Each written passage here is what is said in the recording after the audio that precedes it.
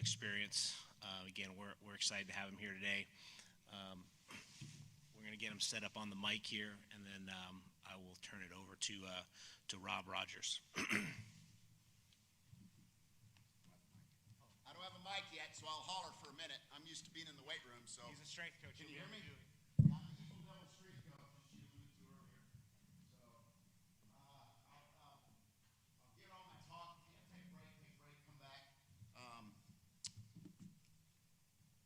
Any questions at any point, please holler. If I don't see you, wave or go, hey.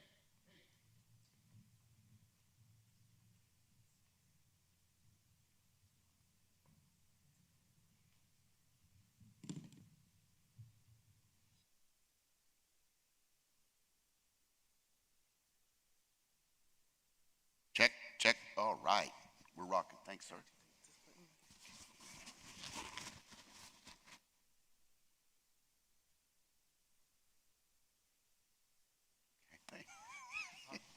I'm okay.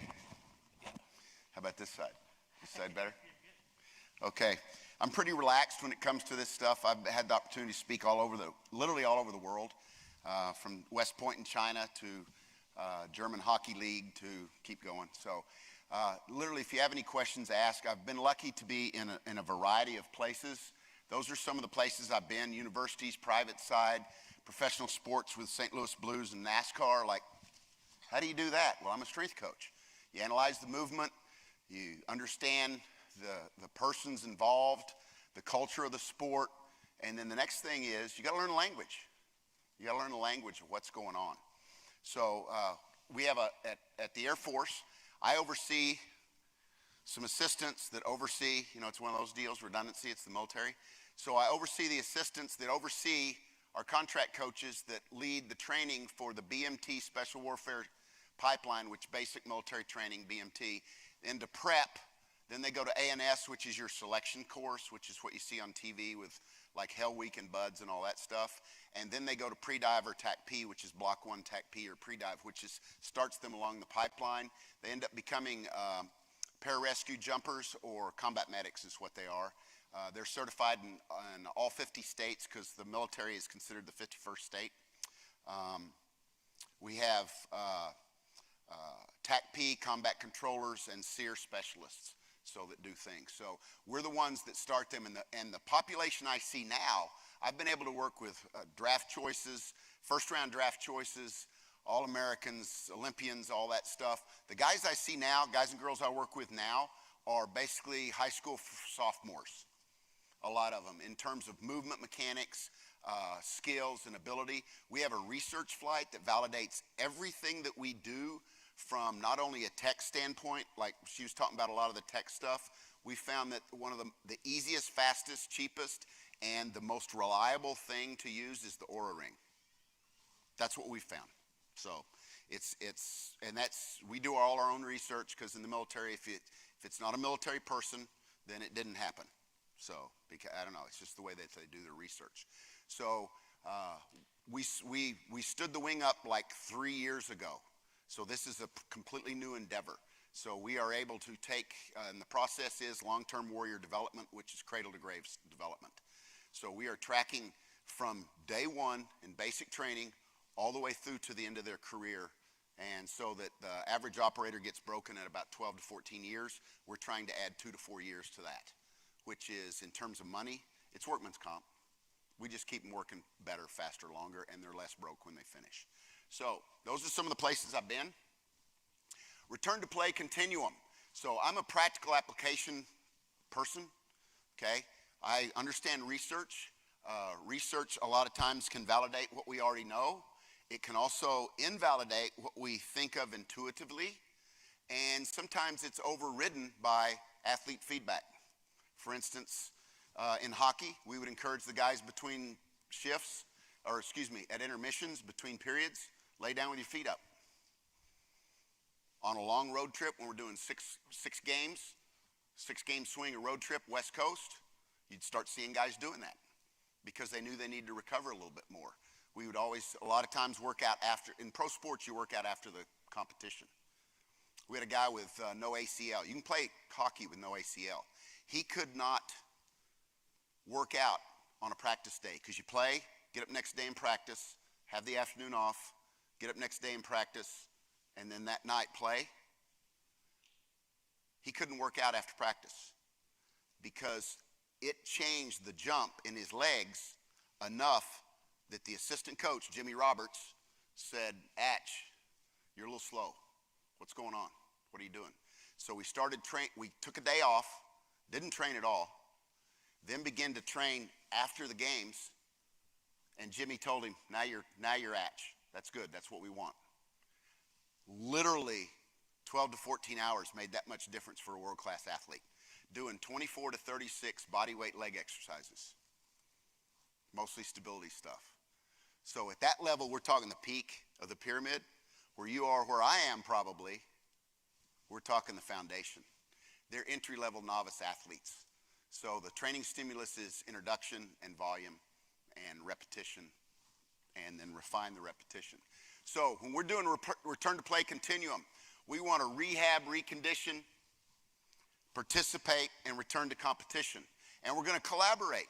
So at first, the physical therapist and the doc, especially if there's surgical intervention, they're the only ones involved. Then it goes from physical therapist to physical therapist and athletic trainer with occasional updates to the doc. Then it goes from athletic trainer to the strength coach with parameters set by the medical side. Then its volume is set and collaborated on by the ATC and the strength coach, because we're going to watch them maybe on the side or watch them in drills for the first little bit. And then we're going to turn them loose into competition and practice and play and let them go. So that's what we want optimally in what we do. The keys to success: the therapist, trainer, and strength coach support the client. We're the three-legged table that support the client, support the athlete. If we don't all work together, if we become territorial, you don't touch him. Ooh, okay, all right. Then that table's not solid. So and that's got to operate on trust and respect, clear lines of communication, professional support, scheduled meetings for exchange of information, collaborating protocols and programs. And the key is that some strength coaches are just meathead dudes. If I had a staff, I'd always have a real smart tech guy, a meathead big guy, a speed guy, and myself. Well, when I started out, I was that guy. Yeah, I was a big meathead guy, you can tell, right? It's like, people be like, "You're a strength coach?" Yeah. So the key is, if you've got the big meathead guy, somehow start collaborating and creating information where you can work together. That's a key. Because in some situations, when you're rehabbing and reconditioning an athlete, you have to work together. And if he understands and is willing to learn, or she understands, willing to learn, then it works out great. A lot of times sport coaches, this is their hobby, is to be the strength coach. They're not really strength coaches, they're sport coaches first that get stipend for the weight room.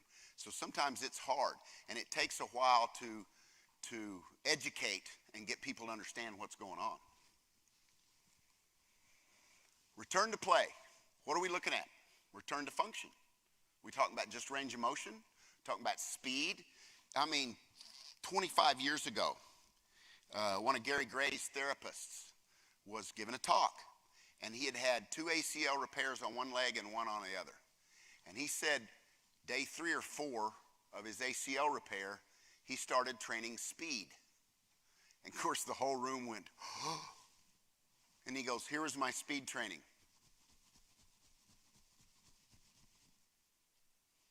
But I got the principle. It wasn't just endurance." We have a walk-to-run program that we're fixing to, that's a Texas term, right? I didn't grow up in Texas, but I've become about half Texan. Fixing to, I'll carry you down to. So what we're fixing to do is we're going to revamp that, because it's walk to jog. It's not run, it's not sprint.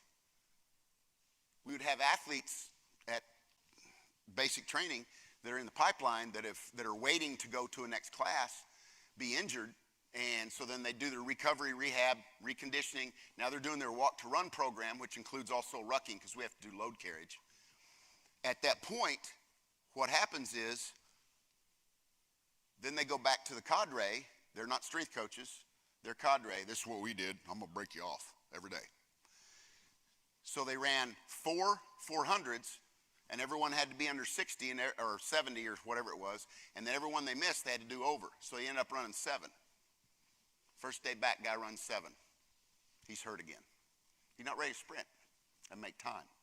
So that was a flaw, and it was like, we have to do all up and down the speed continuum. Slow and fast, fast and slow. Power, speed, strength, or strength, speed. Are they getting off the ground quick, or are they big loading and then getting off the ground, relatively slow in plyometric amortization phase? Starting strength, stopping strength, or elastic strength. We try and teach our athletes this stuff. Would that be stopping strength? In jumping, what's more important, stopping or elastic? You got to stop, you got to jump, you got to stop again when you land. Stopping strength comes first. What about little kids? What do? Do they jump up and try and touch the door frame? Or are they on the bed, the couch, and the stairs jumping off and landing? Look, I can do 5 stairs, Mom. Don't do that. Boom. We know innately as animals, we have to train the tendon to absorb force. And eventually it'll be able to be elastic and overcome force. So loading the tendon. Girth, fitness, endurance, those are all part of what we measure and evaluate. But it's a science applied as an art. Right? It's like, here's the protocol. Yeah, they're supposed to be here, but they're here. Here's the protocol. They're supposed to be here, but no, they're back here. Why? It's that person. That person. Fitness with a lower extremity injury. We use all this stuff. If we can keep them fit, we can return them to duty or play faster. Fitness is the foundation for everything. The way Vince Lombardi said it was, fatigue makes cowards of us all. The more fit you are, the better you bend. The better you bend, the more you can produce and absorb force. The better you can produce and absorb force, the less likely you are to get injured if you have stability. So we use all that stuff. We'll get them on an air bicycle, Airdyne, Rogue, whatever, depending on how much you're wanting to spin. We'll get them on one of those, and we'll go 3 legs, 3-legged dog, 2-legged, 2-armed, whatever we have to do to adjust that. Put them in those positions and have them do shoulder step-ups. We'll do all kinds of stuff. They can't run yet. Okay, well, we can do that stuff. We can have them go in a circle. We used to go around the clock. So we would plank 15 and back, 30 and back, 45 and back, 1 minute and back. You get pretty fit. You get a little out of breath.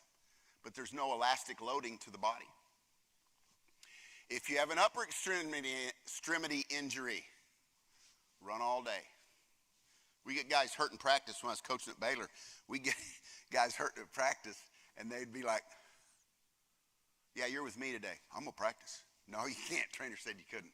I don't want to do all that running. Come on, I'm doing it too. No, man, I ain't doing that. I ain't doing that. All right, let's go talk to your position coach. All right. Here they'd come. They tend to get well pretty quick.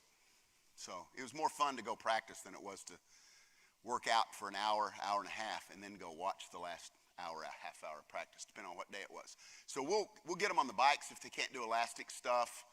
If they can sweat, we'll do that. We had a hockey player, Pierre Turgeon. He's retired now. All my guys are pretty much retired now.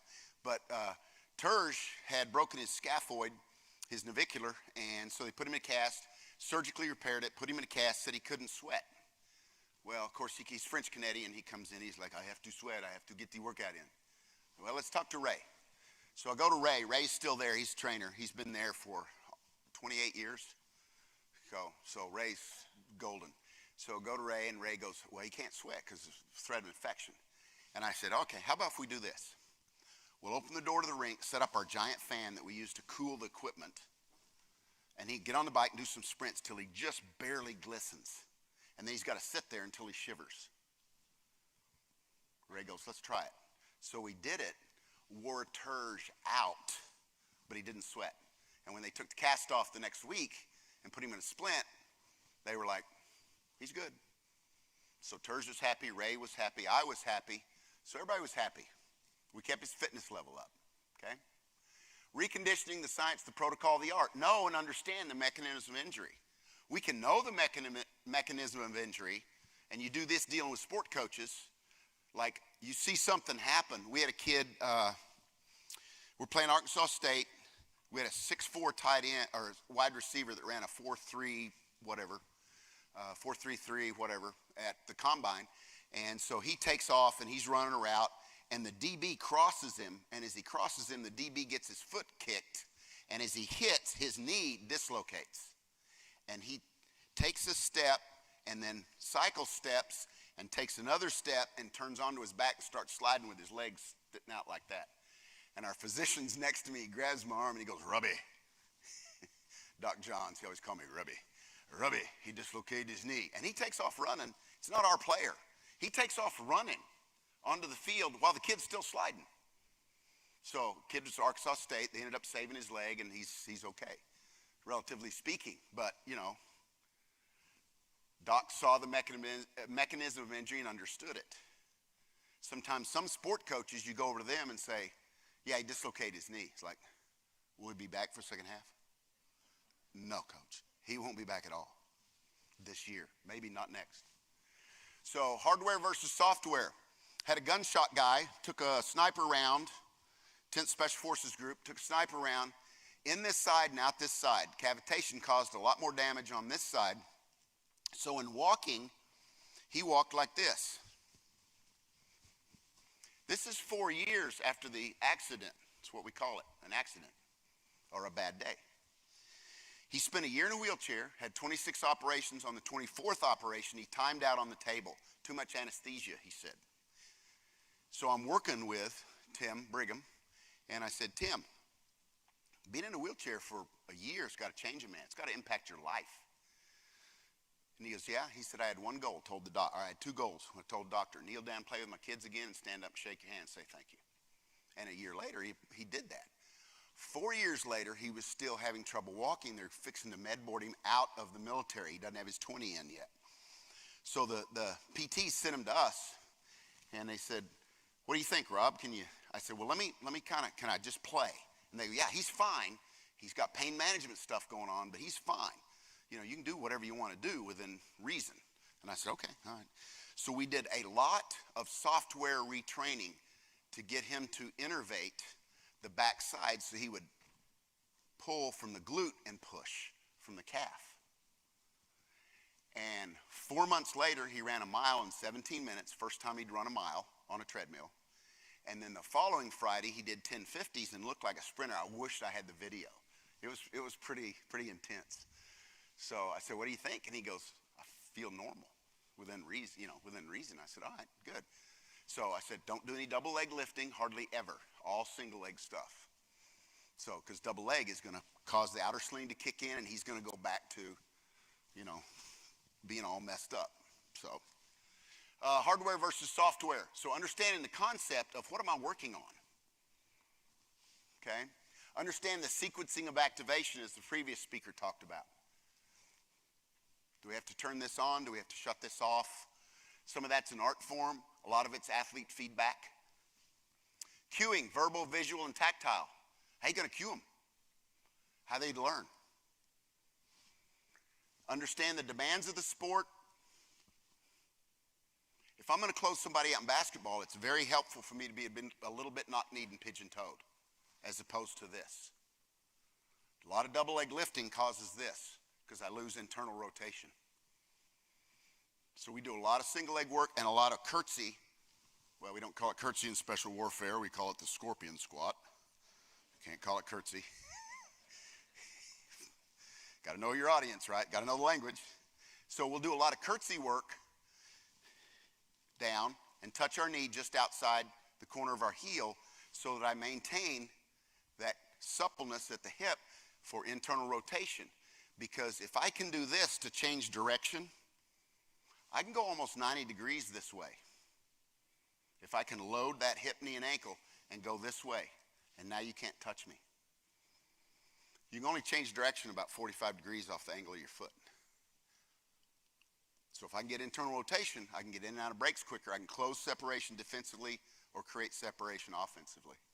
Be familiar with the techniques of the position, the language of the sport. So, because that creates what? Trust with the coaches, trust with the athletes.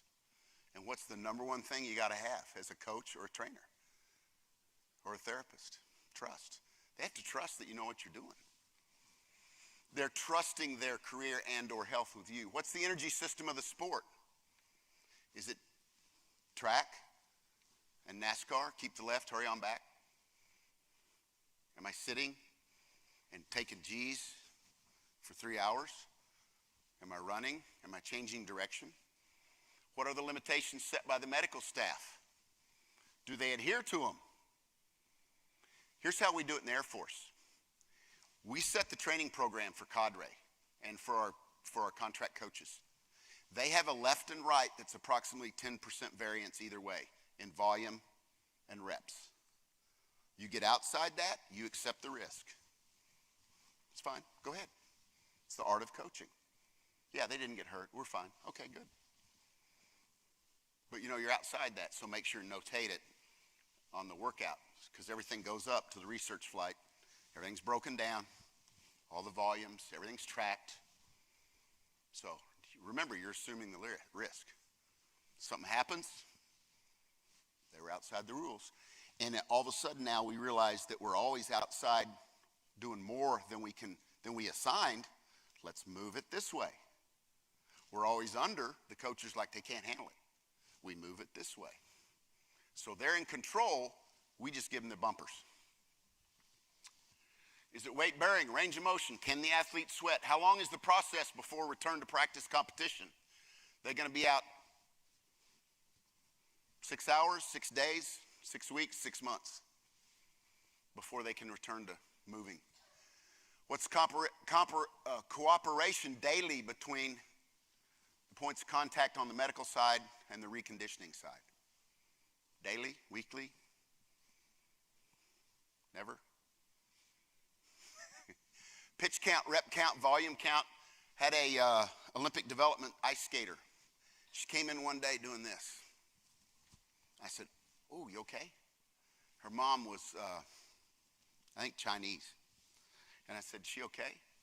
And she said, "Yeah, she's fine." So I get the girl off to the side and I said, "What is wrong?"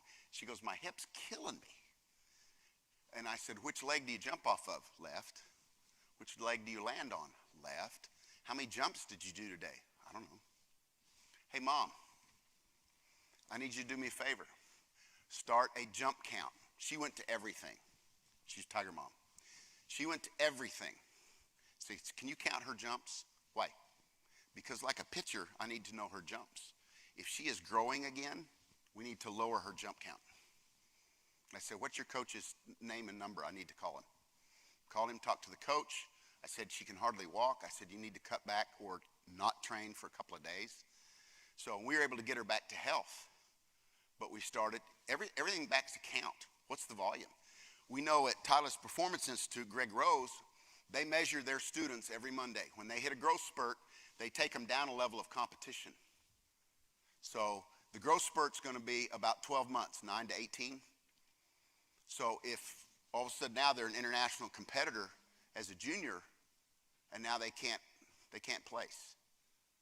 So they take them down to a national competitor, national to regional. And the reason being is because Greg said, we'll fix their swing once they quit growing. But we can't fix their hit if they lose that. Same thing with pitchers. That's who you're going to see a lot of. They hit that growth spurt. Who's your summer league coach? Coach Tommy, he's the insurance guy. Okay. Who's your coach here? Coach Bean, he's my guy. Oh, okay, all right. What's your pitch count? I don't know. You better start keeping it. 9th, 10th grade, now they got Tommy John, and it's always your best guy. Because he can throw the best, so what's he going to do? Throw the most. Got to win, right? Gait, treadmill touch test. We use this for teaching land nav. You take off, you got a header, you got to go to the next rally point. you're going to curve one way or the other because your stride length's different. So we'll put them on a treadmill, have them walk. 3 degrees grade. 3 degrees grade equals flat ground. I'm walking. One hand's touching, one hand's not. So my right hand is touching, my left hand's not. So that means as I walk, my right hand touches, my left hand doesn't. I'm pulling my right foot off the ground quicker. So that stride's shorter because this foot's going to hit quicker. So if I'm shorter on this stride, I'm going to curve to my right. The guys are like, wow. So just be aware. We'll use that in rehab when guys aren't walking correctly. They're not using their glute because it's shut down. The reason the half rear end became a term was because your butt is the laziest muscle in the body. If it gets a chance not to work, it'll say, hey, hamstring, low back, go to town. And where we see all our low back stuff is psoas tightness. We'll release the psoas, stretch the hips. Guys are like, wow, I'm better. Thanks, man. I've been dealing with this forever. That's where we see it. Because that psoas attaches anterior diagonally, pulls down and rotates. So we'll release it, hip flexor stretch it, turn them loose, and they're like, I thought it was my back and my hamstrings or something bothering me. That's where you feel it. Usually it's opposite. Tight, light, lengthen, strengthen. Let's see, growth spurt, we covered that one. Internal rotation, covered that one. Loading and the lower, okay, this is a good one. Dr. Kelly Stark came out in Supple Leopard, said that you had to squat with your feet straight ahead. Yes, you need to maintain that ability. Unloaded, not loaded. Loaded, you turn out 7 to 15 degrees. You make an arch in your foot. You brace. You load the outer sling, which goes from here around, down inside to keep you from collapsing. So it goes inside so that your arch creates, and that's how I squat. I'm not going down any farther because I have nice pants on. So that's how you squat. We're going to make this dominant and not this. What happens when we squat and do this? We end up broke. But we don't need this becoming twice as strong at twice as fast a rate as the inside. Because where's all our injuries? Groin, sports hernia, hamstring. It's never outside and down. It's almost always middle to inside and up. Low back. That's where our injuries are. If you ever take martial arts, where's the center of your power? The belt knot, your chi. That's supposed to be the center of our power, yet that's where we always get hurt. So we spend a lot of time training the stability, pelvic floor, groin, that kind of stuff, and teaching our novice students why, what, and why. Neutral and natural brace core. There was a thing going on for a long time. The guys from, can't remember what it was. They were from Nebraska. Breathing became big. Breathing's big. It's important. If you don't, bad things happen. Breathing influences our arousal level. So we can control our breathing. We can a lot of times can't control other things.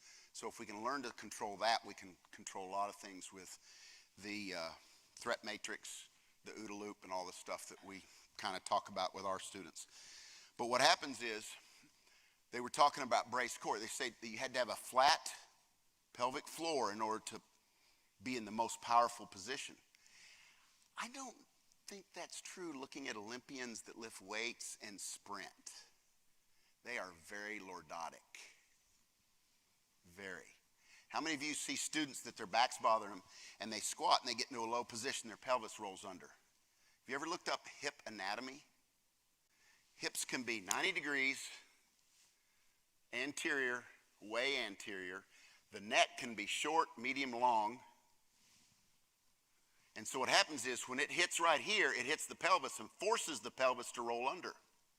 That's why some genetic histories are really good at weightlifting because they can go in the hole and their back stays in extension. So I'm loading the back. If your hips roll under, it's because your femur is hitting your pelvis and rolling the pelvis under, and all you're doing is wrecking your hips and your low back. Well, you just got to learn to go to go, you got to, CrossFit, you got to squat to the gray ball. You got to get down there, okay?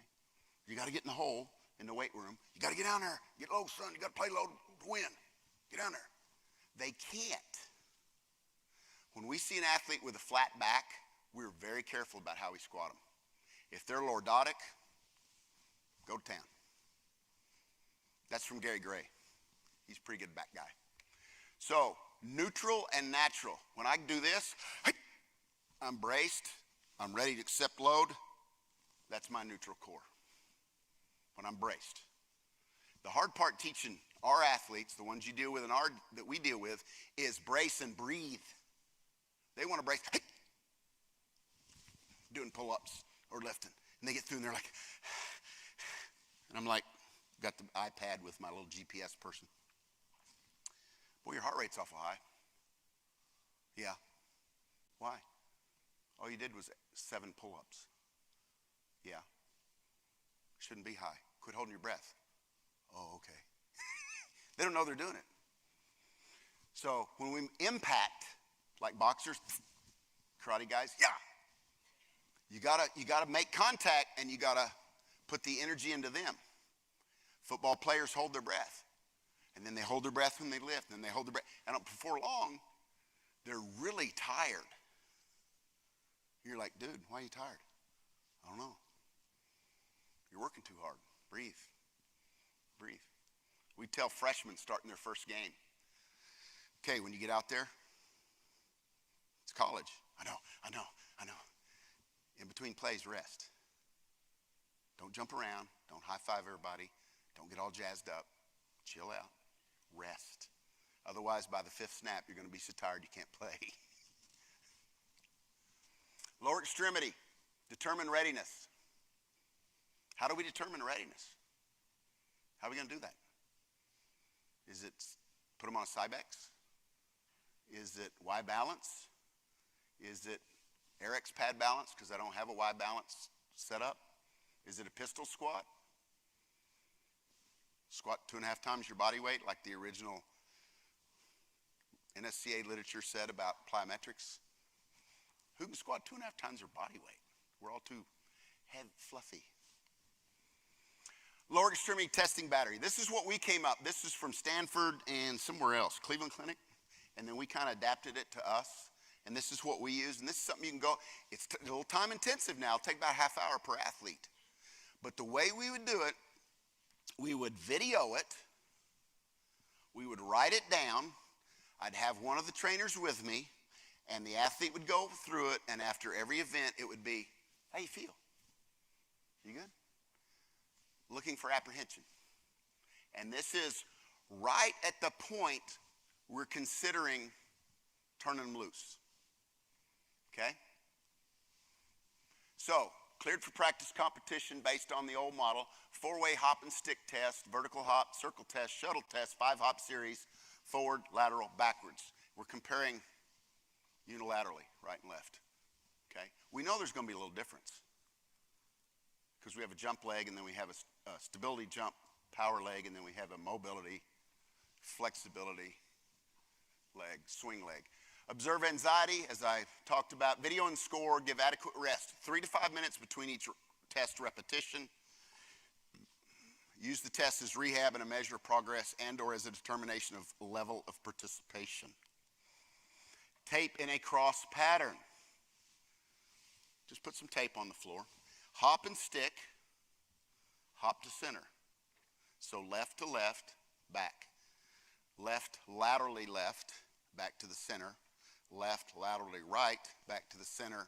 Left backwards, back to center. If they stick it, they're good. If they and touch, they're bad.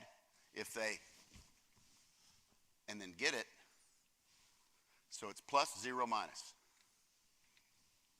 Pretty simple. Remember, I'm a strength coach. Major in PE, wear shorts. It's got to be simple, right? If we hold it, is that a laugh or a question?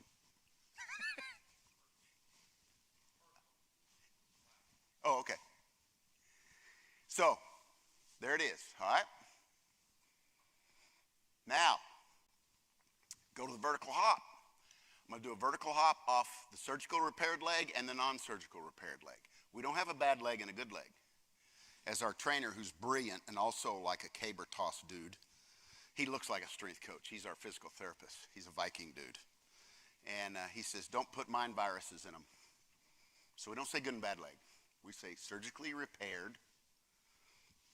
So vertical hop off one foot, reach with opposite hand. Vertical hop off the other foot, reach with the vertical hand. Give them as many tries as they want within reason. Usually it's 2 or 3. They can land on 2 feet, however they want to. Now we're going to subtract the difference and multiply by 100. Okay, doing the math. Okay, 22, 21, divide, multiply, that's 95%. Okay? So now when I do 95, so usually this is going to be 98%, generally. Should be, okay, 98%. 2% difference, almost nothing, but there is going to be a little difference. You're never going to be 1-to-1. Okay, you have a right and a left, and you have the same thing with the right in your name. Write it right-handed, write it left-handed. It's never going to be the same. Okay? 10-yard circle test. Why do we use 10 yards? Because 10 and back is 40 yards, and that's a magic number, right? Everything's 40 yards. Where do they pull? Run the 40. 35 plus yards. That's where they pull their hamstring. Okay? 2 cones 10 yards apart. Run 2 laps with one leg outside. Rest. Run 2 laps with the other leg outside. Do the math. Okay? Takes longer to do it than it does to tell it because we have to rest. How you feel? What do you think? Good? You going all out? Go hard now. You're going to go hard in practice. You're going to go real hard in the competition. You've got to go hard in this now. It's not the Olympics. It's not competition. Go hard. Okay? Shuttle test. Now we're getting close to the mechanism of injury in an ACL. I'm going to come down. I'm going to hockey stop, turn, plant, touch my foot on the line, go back, turn, plant, right leg, and sprint through. Okay? Record the time, rest. First time they've done high-speed shuttle change of direction with a clock on them. May have done it in rehab, reconditioning, but now we have a clock on them, okay? Do the math. This is the one you're like, how you feel? Good. If they don't answer good, it's like, 5-hop linear test, okay? I'm going to set up a tape measure. Let's say it's over here where this seam is, and I'm going to start here, and I'm going to hop 5 times, 1, 2, 3, 4, 5, and I'll be standing out here, usually use a dowel rod or something. I'll be standing out here and like, bam, where their heel hit on their last one. Measure, okay. You don't have to rest as long because you're doing one leg and then the other. 3 minutes is usually sufficient. Sometimes 2, because they're like, can we hurry up? Why? You got something to do? You taking medicine? So then we'll go and do the other leg. Do the math. Lateral. I'm going to lift this leg, go to that direction. When I hit, I have to land, internally rotate to move that way, and push. That's how you blow an ACL out. Lose stability during the internal rotation portion or phase. Okay? Because my hamstring, glutes, backside doesn't kick in and stabilize, and the glute med doesn't stabilize. So, and I've seen high-speed film. It looks like the kneecap dislocates. Had a coach one time, a track coach, a high jumper, dislocated or tore ACL. He called me and goes, look at this film. She dislocated her kneecap. I said, I think she tore ACL. Have you checked on that? No. I said, yeah, she dislocated her kneecap, but her kneecap stayed where it belonged. It was her knee that went where it didn't belong. Muscle handles the load. If not, what does it go to? The tendon. That's why I get tendonitis. If the muscle and tendon don't handle the load, where's it go? The ligament. If that doesn't handle the load, where's it go? The bone. Yeah, ACL, MCL, tibial plateau bruise. Check, check, check. Repeat on the other leg. Toward the leg that's up. backwards. Each one of these scores tends to drop.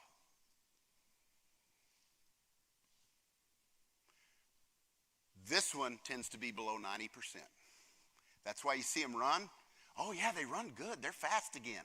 And then they go to stop. Hey, you're limping when you stop. Yeah. They don't have stopping strength. So that becomes a big deal. Why do you get tendonitis in ACL rehab? Well, it's the type of repair. Maybe. Maybe it's they don't have the stopping strength in the musculature. Okay? Now all of a sudden, they're going to be turned loose to play, and they're below 90%. Would you do that with the old Cybeck test? So we don't do it here either.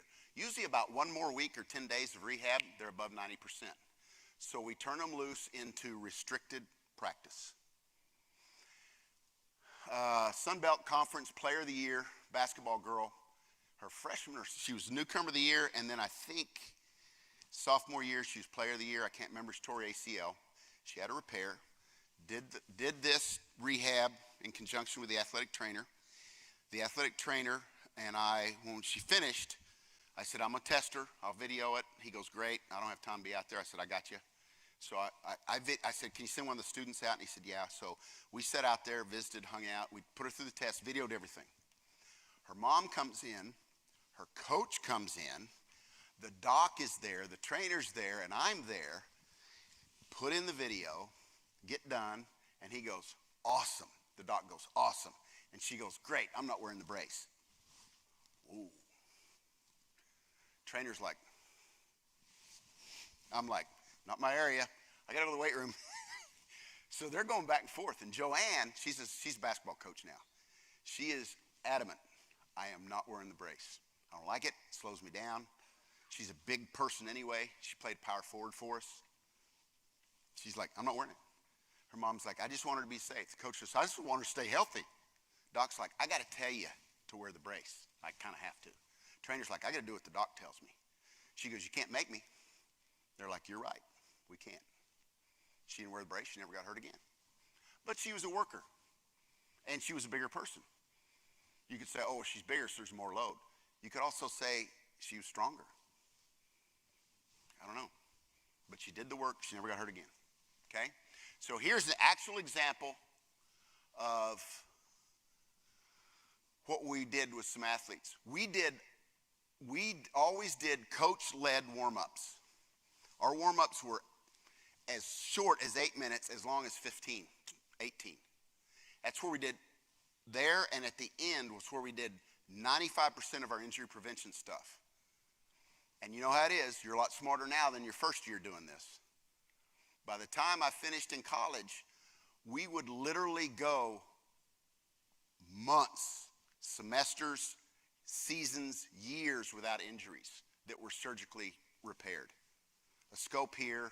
We had no shoulders, none. We had an ACL with JMO his senior year, my second year there, I think. And an ACL with a walk-on that showed up, and our coach was like, yeah, he needs to be out there.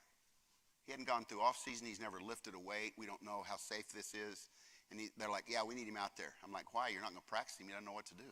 We need him out there. Okay. Put him out there. The first week he got hurt blowing ACL out. And I'm like, it's going to cost a little money. So, but anyway. So we were able to go months, years.